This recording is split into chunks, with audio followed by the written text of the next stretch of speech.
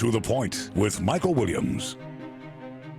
Fresh off their primary election wins in the race for Congress in District 18, Republican Brian Mast, Democrat Randy Perkins here to talk about the campaign and the issues affecting voters, residents in Martin, St. Lucie, and parts of Palm Beach County.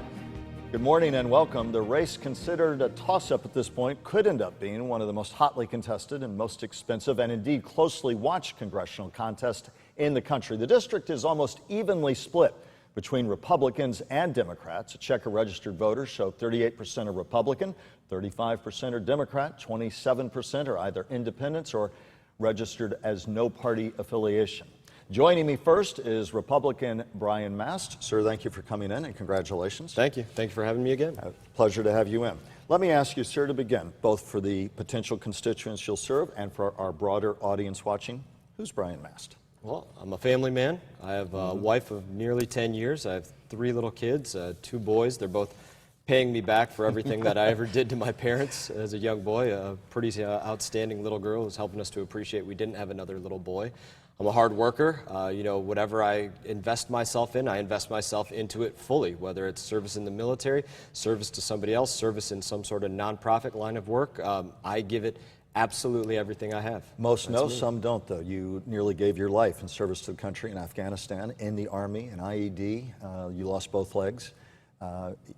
Many people would have said, I can't push on, certainly not in public life. What motivated you and gave you the strength to do so, and how does it now inform the person who is Brian Mast and what you're trying to achieve now in your run for office? That's part of who I am, too. The fact is, I'm a better person for what I've gone through, and I think that's the reality for any challenge that any American faces. It's the common denominator for all of us. It's not the color of our skin. It's not how many pennies are in our pocket. It's not where we grew up. Our common denominator is that we all face challenges and adversities and difficulties in our life, and it becomes to us a choice. What do we do in response to that? Do we let it become something that makes us stronger than we've ever been in our lives? And I think that's a choice we all have to make for ourselves. Talk about the work you're doing when you're not running for office. You work at federal level. Talk about that work. I did previously. You cannot be a federal employee and a candidate in partisan politics. I'm talking right before you jumped into office. Absolutely. I was run for office. Essentially an explosive specialist, as they would say. This was underneath the Department of Homeland Security, and a lot of that was doing training work with agencies like TSA, doing training work under TSA. A lot of people are aware that several years back there was a report that came out that said TSA was failing X number of percentage of all of the tests they were given. That was a big part of my work, was creating explosive devices to put through security. Let's talk issues. What's the biggest single issue you believe your potential constituents face should you win election, and how specifically do you tackle it? And I think you know this one well. It's the water issue that we face here. You know, that's an issue of economics for everybody in our area. It's an issue of lifestyle for everybody in our area. The fact that we have toxic water coming out of Lake Okeechobee and being released onto the East Coast into our estuary and our lagoon. How do I tackle that? Number one, you get onto the right battlefield so that you can fight that. And what's the battlefield? The battlefield for me is the right committee in Washington. It's the Committee of Transportation and Infrastructure. I think you've heard me say before that it's that committee that has oversight over the Corps of Engineers, who releases the water. It has oversight over the EPA, who should really be, in outcry over this release. And they have oversight over FEMA, who, had we had an emergency declaration passed, at the federal level, we would have the funds down here to go out there and clean up that water in the same way that they cleaned up water in the Gulf. The Army Corps just put out a new timetable that suggests finishing the Herbert Hoover Dike repairs. They're underway, but they're roughly 40 to 50% done, saying finishing it perhaps 2025. Just a month or two ago, in an interview for a special report we did, they said 2022. Treasure Coast residents are saying, and we asked the question, why does it take so long to do work that everybody knows how to do it, to get the money? And how, as one of 435 potential voices in the House, should you win election, are you going to be any different to be able to push that battle and speed up that time frame, if at all? Well, like I said, one, it's being in the right place, the right committee where you actually affect those decisions. We just went over that. And number two, it's creating the sense of urgency that really exists here. You look at the sense of urgency that existed when there was oil seeping into the Gulf of Mexico. You had little ducks all over the news, covered in Palmolive. You had 24 hours a day coverage on what was going on over there. You had a dozen federal agencies working down there 24 hours a day. That's the kind of urgency you press asked for. Is that going to be your singular issue to push for that dike to be finished, or the repairs on it, which are going to be another $500 to $1 billion, depending on who you listen to, before the kind of time frame they're talking about? Is there any need for it to take that long? Are you convinced you can help be a voice that We makes have it to happen expedite faster? this as fast as we possibly can. I mean, the reality is my campaign office in Stewart, I have a bait and tackle shop literally right across the road from me. I went in there yesterday, had a conversation with the folks, and they're closing their doors. This is real life for the people up there. It certainly is. Do you agree with the call by many environmentalists, many on the Treasure Coast, and many others, not all, and we'll get to that in a moment, that part of the answer is we need to send water south out of the lake into agricultural lands to be bought or otherwise obtained, allow that water to be filtered, then move in a sheet flow down into the Everglades as nature had originally intended? Do you agree with the concept of sending the water south? I agree with that concept 100%. You look at the natural flow of water, coming from the Kissimmee River. That's another problem created by the federal government, that they straightened that out. The federal government that dammed up Lake Okeechobee to begin with, not to say that it didn't create more space for us to expand here in Florida. It was a good thing at the time, but it's created problems now and in the past. And it's the federal government that's releasing the water now. This is a federal issue. So how do we send the water south? And that means asking for, buying, or otherwise obtaining through lawsuits someday agricultural lands, including big sugar lands. That's right. Are you willing to go to the mat to try to do that? Absolutely. This is something that I'm very outspoken about, that I'm willing to go out there and fight for this issue. And what do you say to residents south of the lake who have said in the last few weeks, some of them beseechingly say, wait a minute, but what about us? We need those lands for our living, number one. And what does it do to our communities, number two? Quit piling all the problem on us. So while you have the coastal residents on the Treasure Coast who have enormous concerns, we also are hearing from residents south of the lake. So wait just a minute. So how do you straddle that? It's not to say that there's never a balance between any effective resolution that you have. Of course there is. But, when we're not talking about completely destroying the industry south of Lake Okeechobee. We're talking about needing a piece of it, in fact, to make the economy better for everybody across the area. How big a piece in your estimation? There's been talk of 30, 40, 50,000 acres of land to be effective here. And I think those are all accurate estimates that you've heard. That's not my piece of it to say exactly how many acres of it that we need. My piece of it at the federal level is to make sure that there's the resources and the mechanism in place to get this done. But you're saying right here for the record, you will be steadfast in insisting on solutions to send water south. Not just steadfast in it, but look, results matter. And we've had people arguing about this for years and pushing for this for years, and people should hold my feet to the fire. Let me ask you, and I've asked every political candidate who's come here, and some in office, including Senator Marco Rubio, because Treasure Coast constituents and our viewers have made it clear it is a hot button issue for them. Have you talk about the fact that you have taken money from agricultural, big sugar interest? It was a hot button issue during the debate you were part of. You were there. Yes, I was moderating it. Talk about that. You've taken money, and so it begs the question for people on the Treasure Coast, well, if you're taking money from these constituents, which is perfectly your right, and perfectly their right to give, but come on, it's going to color your view when they don't want water sent south and are worried about the agricultural land issue. And that's where it became very important that I actually had the integrity to go out there and give those dollars back to the sugar industry. How much? Every single penny that somebody from the sugar industry gave to me was given back to them. How much was that? I would say it was $11,000, $12,000. I don't know the exact number, but that's roughly it. And both now and in the future, no more money? I will not take any money from the sugar industry. But why? Why matters for anything. And the why for that is this. The fact is, whether somebody is for the sugar industry, against the sugar industry, the reality is there is a relationship between Lake Okeechobee, the industry, the Indian River Lagoon, the estuary, and for me to be able to look somebody in the eye and say that I am an impartial arbiter of this, that I'm going to simply work for the best solution, it's too much to ask to say, yeah, just trust me on this, just believe me on this. Talk is cheap in politics, and I'm willing to prove it in my actions. Do you regret the optics and the reality of having taken that money? Yeah, if I could go back in time, listen, that is a regret of mine. It created a lot of headaches, but that's the reality of it, and I tried to do the right thing by going and making the hard decision of actually giving the money back, and that wasn't an easy thing. Let's talk another issue, Zika crisis, front and center of real concern throughout our area, throughout Florida, and some worry eventually, depending on the spread and how quickly it might spread. Some experts say it may burn out in 2 years, but nonetheless, it is a front and center issue right now. Zika funding in Congress, they've been unable to reach compromise after months of negotiation. Reading from one article, they said that funding efforts for vaccine development are being canceled or delayed.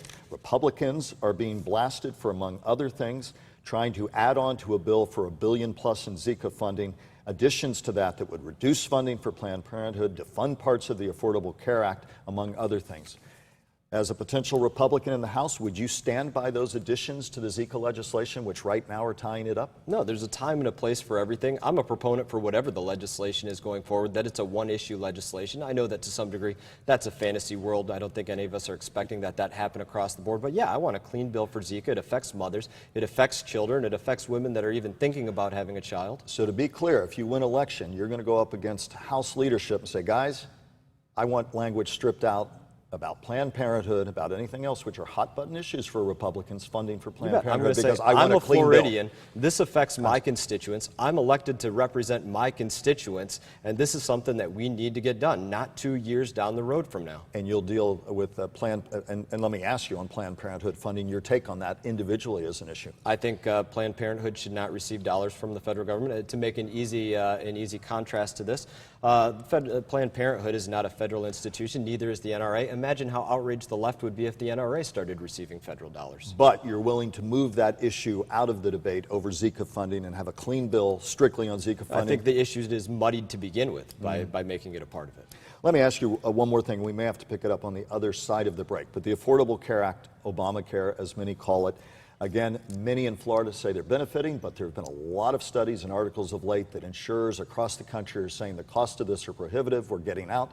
It's driving up cost of the ACA. On the other hand, others argue, the supporters say it's given access to millions of Americans. Your take on the Affordable Care Act? Well, as we're speaking right now, the new premiums for Obamacare have not yet come out for the state of Florida, but you look at some of the premiums that have come out across the country already.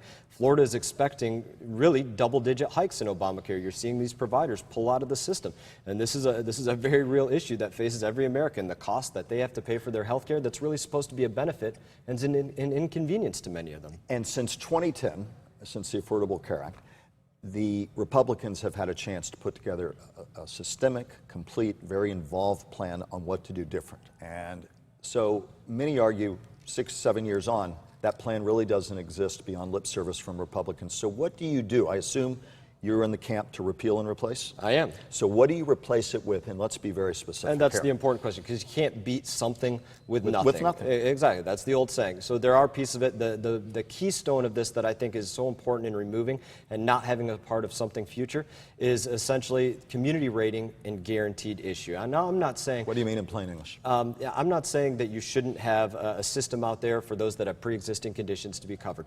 But in plain English, community rating, essentially everybody paying roughly the same rate regardless of what their issues are, and a guaranteed issue that you're going to be provided this health care.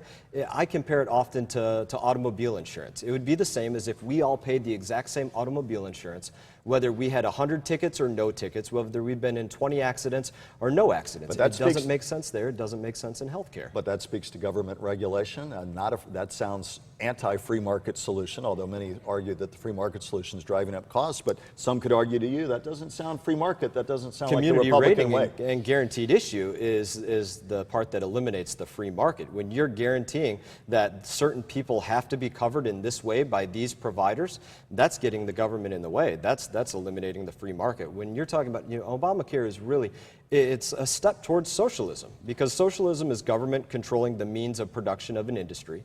So if the government is controlling the plans that are in place, what's provided inside of the plans, how much each plan can cost, how much profit can be made off of a plan, that's really the government controlling that industry. It's a large regulation. That's the antithesis to free market. Quick question though, grandparents, Social Security, Medicare, that's a federal benefit. It is a federal benefit, but What's this is something that individuals pay into year after year. It's something that, I'm sure we'll get into this more, but has to be protected. I'm looking forward to getting into that one, but, it's something that people paid into. It's a piece of their retirement that everybody is looking for, and I believe in making sure it continues to exist. We'll pick up the conversation on the other side of the break. Thank you very much, Mr. Mast. We'll be back with more in just a moment. Welcome back. On the other side of this break, Republican Brian Mast here talking about his race for Congress in District 18. His opponent, Randy Perkins, will be coming up as my guest next. Sir, again, congratulations on your primary win. On this side of the break, let's talk Social Security for a moment. Many senior citizens in our community.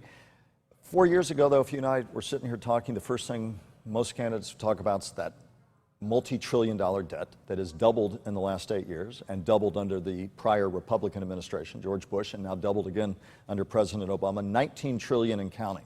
So how do you keep Social Security solvent, and does raising the retirement age, continuing to raise it, have to be part of that solution. What So do you do? Let me just say, number one, I don't care who's spending money we don't have, what side of the aisle is. I don't approve of it.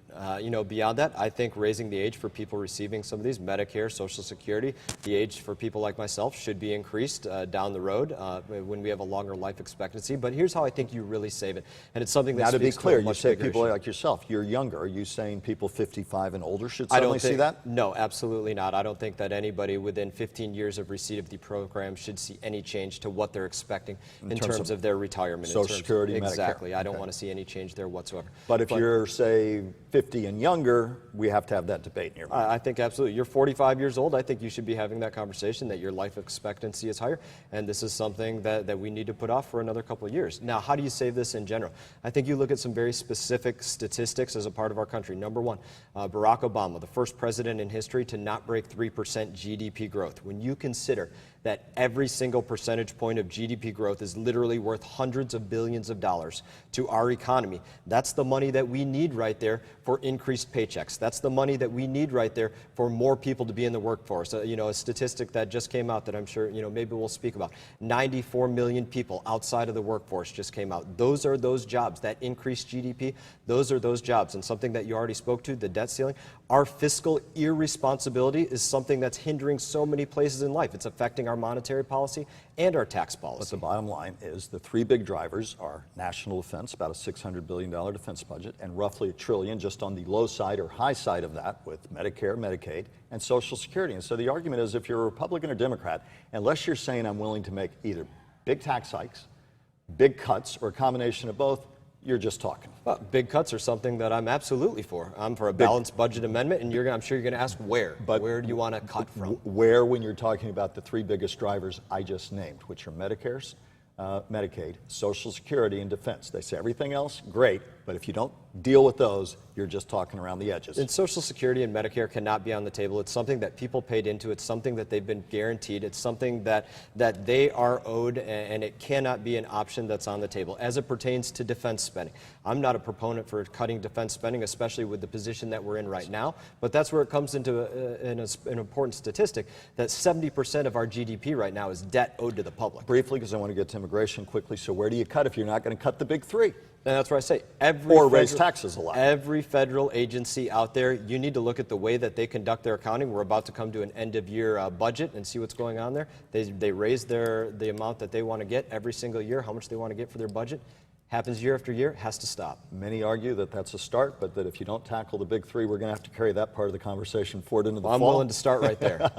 We appreciate it. I want to ask you about immigration. Donald Trump last week, big immigration plan. After the Mexican president said, we're not paying for a wall, he tells a Phoenix audience, yes, they will. You said in the debate you'd support building the wall. Do you still support it, especially when you have a leader in Mexico say, we're not paying for a wall? And also to the larger issue, some say, I support the tough stance. Others say Donald Trump demonized millions of people who are working hard in this country, taking jobs Americans don't want, and only ask for a chance to have a pathway to citizenship. Well, there's a lot to unpack there, but number one, I said before in my comments, if he's going to build a wall, I'll get a pair of boots and I'll help him mix the mud, and I stand by that statement. Now, to unpack some more of that, saying, I just gave you a statistic, 94 million people right now out of the workforce. To say that there's jobs out there right now that Americans don't want, that's not really an option of something that's fair to say when you have 94 million people out of the workforce. I'm not quite sure where you're getting that number, but when you say out, you mean either can't find work or are in work that is below their professional capacity. People that have left the workforce that are not seeking work. The statistic just came out,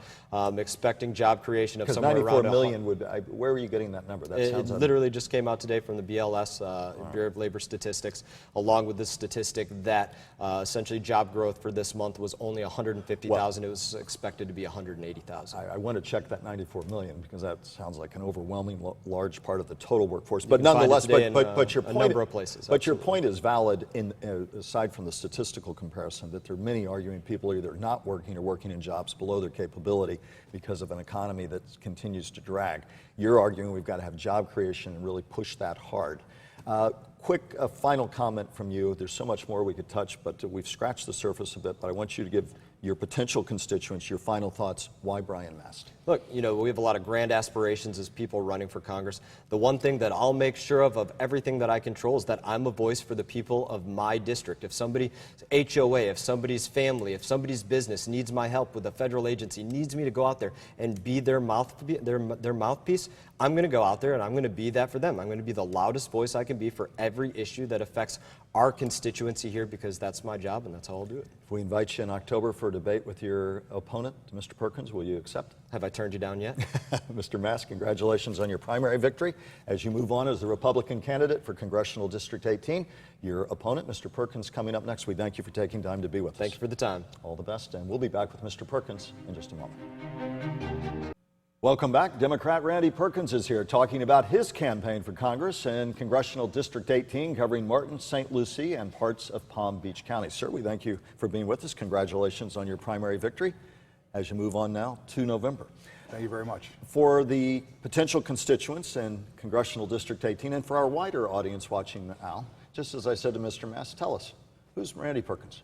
Well, Randy Perkins is a man that's been working hard since he's been 10 years old. I tell everybody I haven't worked harder than anybody else in this country. Millions of Americans get up every day and work as hard as I ever have. But I've had opportunity in my life, I've had luck and timing on my side, and those three things combined are what allows me to sit in front of you today. One of the intriguing things to Democrats supporting you and to the National Party, self-made millionaire, worked hard, Ashbrit Environmental, correct, your company that does disaster work, and so you came up on your own and learned you know, the ropes of business, certainly. And I know very close, we saw your daughters in campaign ads. Does Ashbrit have anything to do with? Yeah, my two oldest daughters, Ashley and Brittany. Okay, right. I assumed as much. Talk about, given that success, given where you are in life, why do you want to be one of 435 contentious voices in the U.S. House of Representatives? Well, again, I've had tremendous opportunity in my life. And when I got to the stage of a 51-year-old man, I said, what does the next phase of my life look like? Mm-hmm. And I go back to the time that I was 19 years old and was married, a father at 20. Right. My first job was working on the docks at Yellow Freight from 12 at night to 8:30 in the morning. I started a lawn service business at the same time. Hurricane Andrew hit, and I was had the opportunity to participate in the recovery and build a very large company that provides disaster recovery for the government today. We do lots of other things. But, you know, as a father at 20, I was also on the WIC program for 2 years, which provided incredible support to Sally and I and Ashley for diapers and formula, prenatal services for her. Our first two daughters were born midwives because we didn't have health insurance. So I look back and I remember what that was. I remember it like it was yesterday, standing in a Winn-Dixie line with a coupon, 8.5 by 11. I remember it was embarrassing, it was very humbling. And I said to myself, I'm going to do everything I can to get off that program. But it was a helping hand from the government that helped get you over the hump. It was an absolutely vital program that helped us get over the hump. That program exists today, and millions of Americans depend on that just as I did. We'll talk a little more about spending and social programs and the like, but I want to touch, first of all, what is the single biggest issue as you define it facing your potential constituents in Congressional District 18, and how specifically will you tackle it? Well, there's not any one particular issue as far as I'm concerned. Obviously, a very visible issue in this district that impacts everybody is our environment, the discharges and the pollution and algae in our waterways. And that, to me, I mean, with all due respect to my opponent and 99% of people in Congress right now, that is my background. I know more about the single issue and how to solve that problem, how to go about solving the problem. I understand it. And I'm going to tackle that, and I'm going to tackle it hard. So how do we solve it? And I know there are many components to that, but you said you understand more and you know how to solve it, so at least give us the overview of how you solve it. All right. Well, first of all, what we have to stop doing is vilifying parties involved. I am not anti-sugar. What I am is pro-solution. And this business about we have to go about attacking everyone and have total disrespect. Emotions are okay. Anger is okay. But we have to channel those to be effective. We'll talk about that and the big sugar component, which has been contentious and emotional. Absolutely but has. Proactively, what are the solutions? Well, what we have to do is we have to elect members of Congress who know how to work together. We have numerous projects out there that are under construction as we sit here to speak. We need to make sure that funding continues. We need to make sure that we pass We take these approved projects that we have, get them funded. We have to have other critical projects that are in the works. We got to get those approved, get those funded, get those planned, get those permitted. We have to work hard to get additional funding to our Jacksonville District Corps of Engineers. We have to work with South Florida Water Management District. We have to engage our local governments, Martin County, St. Lucie County, Palm Beach County, all of our industries, our small businesses that are affected, to come together to real meaningful solutions and not just to keep throwing these pie-in-the-sky approach to solve the problem. But the most meaningful, real solution to you specifically is what? We need to, specifically, we need to deal with the water flowing north into Lake Okeechobee. We need to deal with the water flowing from the north into Lake Okeechobee. Right. We need to listen. We've got plenty of land to build reservoirs and water storage. We need to deal with that. We need to use that. The land that we have. Do you think water should flow south out of the lake, as many environmentalists argue, to try and restore the natural flow of the Everglades someday by filtering that water in land purchased or otherwise obtained from agricultural interest and then moving it south? Do you think water should move south in addition to the solution you Absolutely, just made? that's a necessary component. But there is land available to move water south. The fact of the matter is, listen, we've got 2 million acres of developed land in South Florida that no longer exists. You're never reclaiming that land. So yes, I support restoring natural flow to the extent that it's practical and possible. Are you willing to talk to Big Sugar and other agricultural interests about obtaining or buying more of that land, something that they have resisted, both with Republicans who've asked them and Democrats? Are you willing to do that? Not only am I willing to do it, I have done it. I've done it as running for throughout the primary, and I've actually met with them in the last couple days. And what did they say? Listen, I deeply believe that agriculture, in particular sugar, is willing to do what they need to do. But this is not just a one-stop solution where we need all of their land to do this.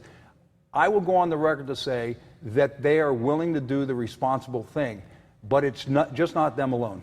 And I want to talk about both parts of that. The responsible thing they see is what? Listen, if they have land that's needed, and they have land allocated right now for projects. They need to be approved, they need to be funded, they need to be permitted in these types of things. But that is not the only solution. And the other solutions, and I want to go to one other point, because we've done a number of stories in the last few weeks. Mm-hmm. Constituents, not your constituents, but people south of the lake say, wait a minute, we make our livelihood here. We understand the concerns of coastal residents, but it's not as easy as saying, flip the switch, send all the water south in terms of our livelihoods, our cities and towns. I get the sense you're talking about that dynamic, even though those aren't directly your constituents or potential constituents. They might not be my constituents, but they're somebody else's constituents. Exactly. And when you look at that on any issues, whenever you try to solve a problem, whatever it is, it could be within your own family, challenges in your businesses, your coworkers, whenever you try to solve a problem, there's a collateral effect on the other side that you have to be cognizant and aware of, and you've got to find a way to balance both solving problems and not creating another one. So you're talking about more storage to the north. Others have talked about it. Moving the water south with caveats. Right. And the one last question before I move. Secondary runoffs that from water that's not even coming from the lake. And urban runoff from urban our cities. Runoff, right? Exactly what I'm talking about. We're going to have to deal with issues about septic and urban runoff in our huge coastal communities. There's no doubt about that. One final question on that. The Herbert Hoover Dike. Months ago, they said to us, we think we can finish that project by 2020, 2022. Now they say 2025 on the dike. Again, it's not all of the answer, but how are you as one voice in Congress going to be able to push ahead what everybody from an engineering perspective says can be done, but keeps getting caught up in red tape on fixing that dike? Well, again, one thing what I will always do is answer the questions that's asked of me, and I won't pivot to something else. But in order to solve problems, you have to understand what the problem is. You have to understand that the Corps of Engineers, so the Jacksonville District Corps of Engineers wants to solve this problem as much as we do. They are not a villain here. They only get so much funding every year, only so much money is appropriated at the district. They're fighting the Los Angeles District, the Louisville District, they're all fighting for funds to do their projects.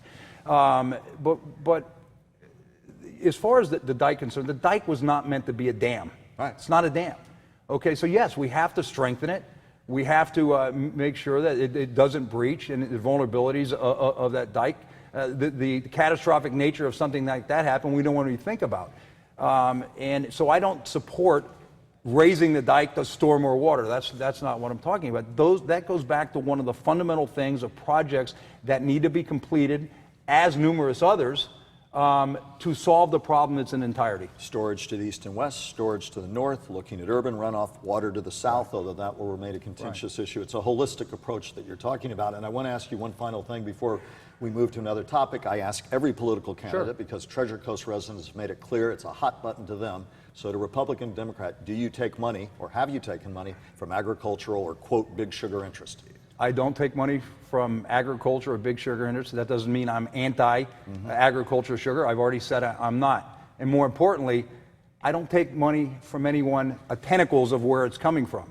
If there's a fundraiser by Big Sugar and there's 50 people there with $2,000 checks, in my opinion, you're taking money from sugar. On this side of the break, but we may have to pick it up on the other side, the Zika crisis. It is front and center for the Floridians, again, for people in Congressional District 18, indeed our entire viewing area. The Zika crisis is a big concern. More than $1 billion tied up in funding in Congress. Republicans arguing we want attachments to a bill about Planned Parenthood funding and the like.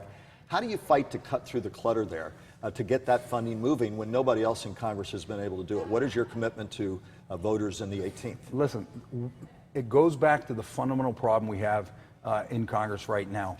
People cannot talk to each other. I've built a very successful business with the hard work of lots of men and women that I've surrounded myself with in my own company. I've worked that by working with Republicans and Democrats at the federal, state, and local level all across this country. I have the ability to walk over to Congressman McCarthy's door, knock on it. Before I got in this race, I spent an hour with him in his office several days before I announced. He's been a friend of mine for years.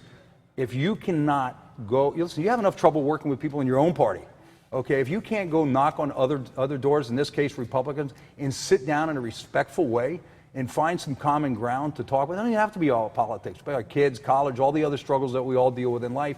If you can't do that, nothing is going to get solved in this country. Immediately right behind algae, will Zika, given the potential health threat, be your number 1A priority there, given the immediacy of it? Listen, it'll be an important issue for me. Would it be a priority? No, but it's a priority for the state and other congressional members. And if there's anything you think you can get common ground with other congressional members, both Republicans and Democrats in this state, is an issue that's affecting everybody. We talked about the big issues up there, but on this side of the break, what is, in first 2 years, you're a junior, you're a freshman legislator, it's hard to get a lot done. What would be, in your mind, we talked about algae, you acknowledge that. What else would you say on this side of the break is my number one thing I'd want to push up there? I want to deal with things that are affecting families all across this district, no matter what socioeconomic background that you come from in this district. Whoever gets elected to this seat has a responsibility to represent everyone, including the people that didn't vote for you. Democrats, Republicans, and independents alike. That is your responsibility. If more people in Congress understood what that responsibility is, that you represent everybody, then we'd be solving problems in this country. And I've got a whole host of issues. When you say priority, there are a lot of priorities, and a lot of them, when you start... But you have to pick one or two as a freshman. Listen, obviously education, mental health issues, our families that have children and loved ones with special needs, are two of my biggest priorities outside of our environmental issues. But there's 5 or 6 that I'm going to concentrate on that also start solving some of the other problems by default. We'll talk a little bit about that and more on the other side of the break. We'll be back with more in just a moment. Thank you. Welcoming back Democrat Randy Perkins, the Democrats' choice for Congressional District 18 in the fall. Again, congratulations, sir. On this tight side of the break, briefly talk about some of your other big issues that you want to push for in the 18th. Listen, obviously, these aren't just talking points. We actually have to understand what politicians talk about. Clearly, affordable college education, so our students aren't burdened with hundreds of thousands of dollars, tens of thousands of dollars worth of debt when they get out. Hillary Clinton says free college tuition for families $125,000 or less. Do you support that? Listen, the word free is not practical. Nothing is free in life, okay? Somebody pays for it. Somebody has to pay for it. But your party standard bearer is saying free college tuition. So do you support that in concept or not? Like I said, nothing comes free, okay? Party standard bearer or not, okay? And I'm a Hillary Clinton supporter. But, and listen, as president, If she's president or Donald Trump's president, my job in Congress is to work with whoever our president is to pass things that are important for this country, that improve the lives of people throughout this country. And that's what I'm going to do. She wants to talk, as long as we're on that topic for a moment. She's talked. There's been the fight for 15, a minimum wage, $15. She said maybe 12. Bernie Sanders pushed for $15 an hour. You ran a business. Do you support a hike in the federal minimum wage or to 15? The answer is run a successful business, I should say. The answer to that question is I do support an increase in minimum wage, but we have to, going back to collateral effects. To $15 an hour? Not to $15. So I think it could be $10, it could be $12, it could be $13.50. This needs to be looked at on a geographic basis. We need to, again, we have to understand the impact it's going to have on small businesses that we're asking to do this. Small businesses, you hear everybody say, every politician, it's the lifeline of our economy. So again, you cannot try to solve one problem and force small businesses out of business. For instance, if you got college kids that are working 20 hours a week to help their parents so they can be in college for spending money, for gas, or help with their apartments, whatever it is, I don't know if minimum wage for a 20-year-old student in college at $15 an hour would be the right thing to do if it forces the woman who runs or the man who runs the Hallmark store out of business, for instance. I mean, so it's a complicated situation that has to be thought out well, and you have to work with all members of Congress to understand how to implement these things. You sound, some would argue, like a centrist, which used to be a complimentary word. It's not always these days. Some would say you almost sound a little more Republican, and I'm not being glib when I ask this question. I want to ask you this question and give you a chance to respond to it. There's been some talk, well, even Democrats had argued, they love you, but they said, well, according to a leaked memo, it's part of that big leak of Democratic documents, will he be successful? He's a rags to riches story. They loved that. But they said his vulnerabilities, this was a leaked memo from Democrats, a history of donating to politicians who are on the Republican side. His business, while successful, has often gotten winning bids despite charging the highest rate. That he's somebody who came to the Republican Party or Democratic Party very late. You were no party affiliation, and you've donated to Governor Scott.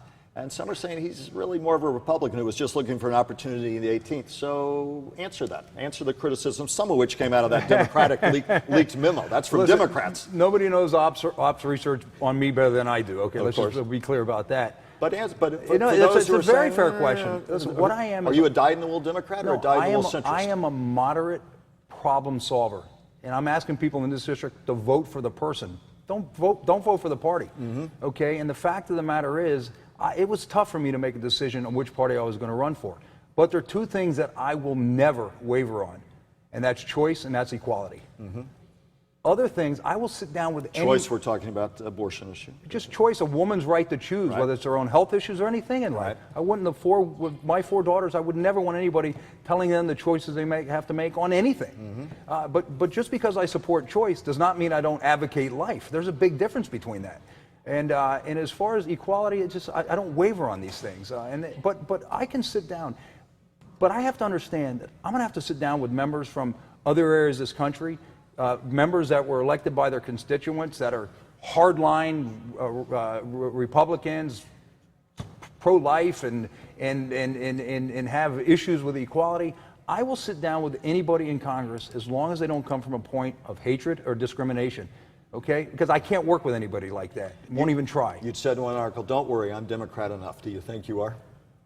Listen, what I am is I'm a problem solver. Mm-hmm. Okay? And like I said, I'm going to be challenging people in my own party, and I'm going to be challenging people in the Republican Party to get things done. Democratic Party, you heard Donald Trump briefly, because I want to give you a closing comment. Donald Trump last week talking about his immigration plan, building a wall. Your take on that? Do you support a pathway to citizenship? First of all, if Donald Trump can get Mexico to pay for the wall, I will help with the first brick in. Which they've already said they won't. Regardless. But do you support the concept of that? Listen, I understand why people are upset. Listen, both parties have been in leadership over the last dozen, 15, 20 years, Republicans and Democrats.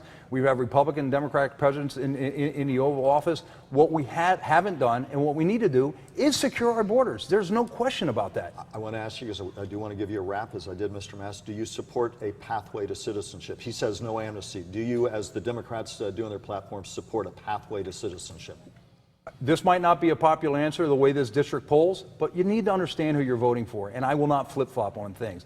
I support an eventual path to citizenship, whether that's 7 years from now, 10 years from now, or 12 from now. There has to be a process. You have to earn it, and we have to lay that out. So the answer is, in a common sense way, I do. So in a common sense way you do, but would that include people who have committed no crime, worked hard here, going back to their home country and reapplying to come back to the U.S.? No, listen, this notion, here's what I like to say. This notion that we're going to deport 12 million people, it's just not going to happen. Legally, it's not going to happen. It costs billions upon billions of dollars. I'd rather take those billions upon billions of dollars, put them in our school systems, infrastructure, creating jobs, water, sewer projects, but getting money in the Jacksonville district for our discharges and our waterways and our algae problems. That's where the money needs to be spent. Promised you at the top. I want to make sure at the close. Randy Perkins, about the things that motivate you, and what do you want to say finally to your potential constituents in 18, Congressional District 18? What I want to say is I am running on a platform of education, vocational education and training and apprenticeship programs. We have to get back to those things for our students that aren't going to traditional college for whatever the reasons are.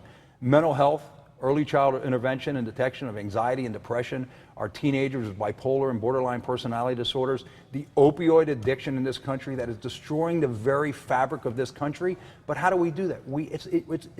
I am not about big government. I am about efficient government. But there are things in government that do work, and there are things in government that don't work. And we need to strengthen those that work and solve the ones that don't. But we have to get to where we're providing adequate mental health care, treatment, accessible treatment to everybody in this country. Families with children with special needs and autism. There's so many things. Of course, our seniors are depending on SNAP program now. Mm-hmm. They weren't working their whole life saying, when I'm 70 years old, I'm going to depend on food stamps. I mean, we've got problems in this country that we need to solve, but we are not going to do it, District 18, unless we elect somebody who knows how to work together. And a closing thought, just because my producer says we're running out of time. I asked Mr. Mast, I'll ask you, before the election, will you consent to a joint debate with him here on To The Point? I will, not only will I debate him here, I'm asking him now to debate me weekly, and we'll do the first one at the Lagoon next week. We can do it tomorrow if you'd like. I'll debate him twice a week until the general election. Randy Perkins, thank you. We will call him and let him know that, and make sure we have our cameras there. Thank you for your time. I appreciate it. Thank you for being here. The Democratic candidate for Congressional District 18, Randy Perkins. Thanks for sharing time, and we'll be back in just a moment. I'd like to thank my guest today, and thank you for spending time with us on today's To The Point. If you'd like to send a comment about the broadcast, go to WPTV.com and click on our To The Point page. As always, wishing you and yours a great day and a continued great Labor Day weekend.